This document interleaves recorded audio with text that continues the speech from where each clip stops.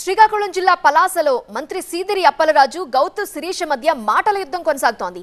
మందసం మండలం నల్లబొడ్లూరు కొండను సందర్శించి అక్కడ నుండే తవ్వకాలను వీడియోలో చూపిస్తూ మంత్రిపై విరుచుకుపడ్డారు.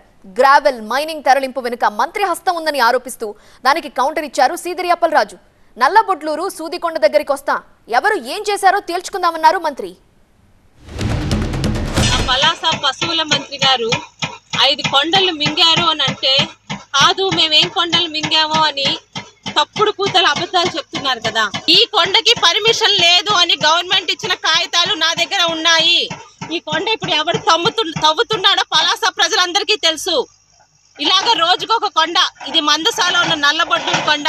రేపటి నుంచి ఆ 6 కొండలు కదా, రోజుకొక కొండ మీ ముందుకు తీసుకొస్తానండి. ఇందులో అబద్ధం లేదు, మేము చెప్పిన బెదిరింపులు కానీ మేమేదో అబద్ధాలు చెప్తున్నాం లేదు. కనీసం గుట్టగా ఉన్న కొండ 2 సంవత్సరాలు ఇలా అయింది.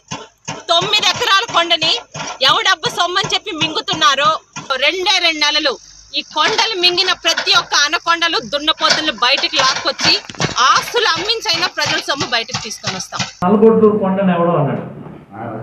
నల్లబొడ్లూరు కొండ దగ్గరికి మనం వెళ్దాం. ఆవిడ కూడా తీసుకోండి, అక్కడే కావాలంటే నల్లబొడ్లూరు కొండ దగ్గరే కూర్చొని చర్చించుకుందాం. అసలు ఆడికి ఏమైనా అవగాహన ఉంది? ఉద్దానంకి ఏంటి కావాలి, ఆవిడకి ఏమైనా అవగాహన ఉందా? నల్లబొడ్లూరు కొండ దగ్గర అయినా నేను వస్తాను. మీరన్న సూదికొండ ఎవడు తినేశాడు, ఎవడు ఎన్నెన్ని ఎకరాలు అక్కడ గోతులు తవ్వేశాడో నేను చూపిస్తాను. ఆవిడ వస్తుందా? ఇటువైపు ఏదైతే గొలికిస్తున్నారో ఒక 3 నెలల్లోనూ ఎవడైతే గొలికిందో ఆడికెళ్ళి స్వీట్ పెట్టింది ఆవిడ. రారా నాయన అంటే మేము చెప్తున్నా, వెళ్ళిపోరా నాయన అనుకుంది. ఏంటి